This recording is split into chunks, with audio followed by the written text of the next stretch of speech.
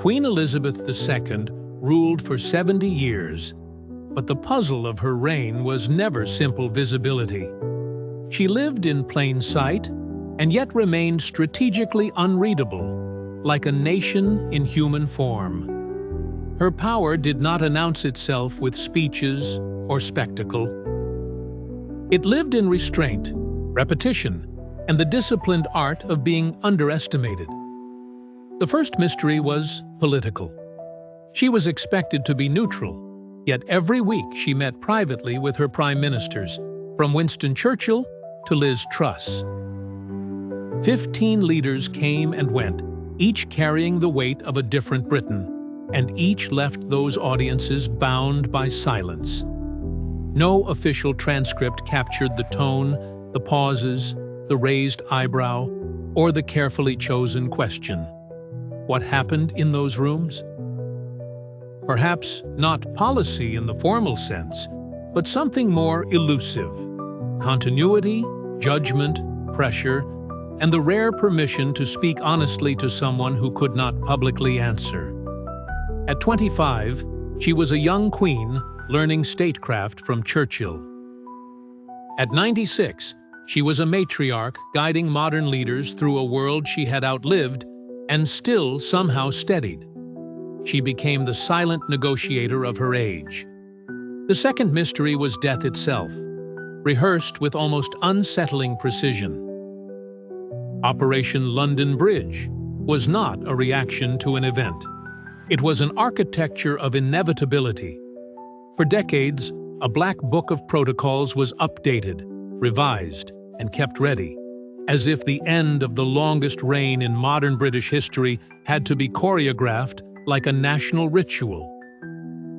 There were codes, phone calls, speeches, flags, transportation, public announcements, and routes for grief itself. The world was fascinated because it revealed something deeply human beneath the ceremony. Even an immortal symbol must one day be measured, timed, and placed into sequence. In that sense, the plan was not merely about death, it was the script for the end of an era. The third mystery was language. Elizabeth II rarely explained herself directly, because power at her level often survives by speaking in symbols. Her handbags were not just accessories.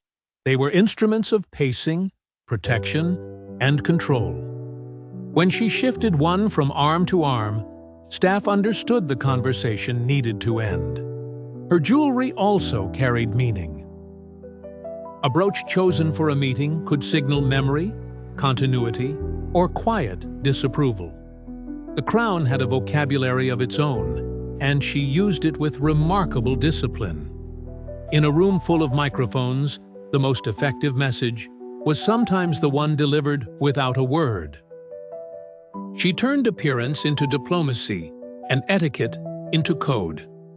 Then came 1992, her annus horribilis, the year that tested whether the monarchy could bend without breaking. 3 royal marriages collapsed. Windsor Castle burned.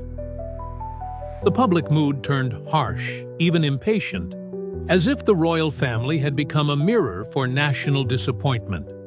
This was the year when the institution looked brittle, and Elizabeth, often described as iron, had to reveal something more difficult than strength: endurance without vanity.